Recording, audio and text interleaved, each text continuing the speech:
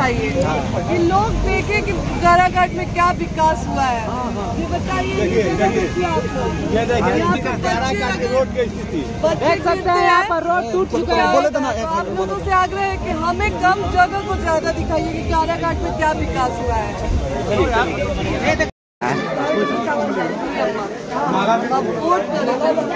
बोली कस के हम क्या करे के बाद सोचन की अपना बेटी के खाते जाती है, अपना बेटी के खाते हुए जाती है। एक वोट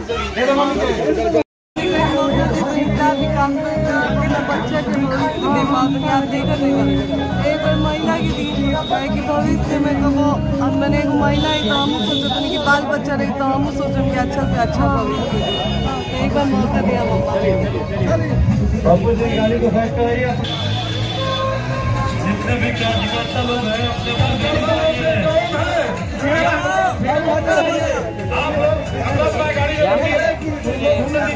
देखिए, ज्योति सिंह काराकाट क्षेत्र में महिला से आशीर्वाद लेते हुए सबसे ज्यादा समर्थन जो है महिला या युवा के काराकाट में है। और पीछे जाओ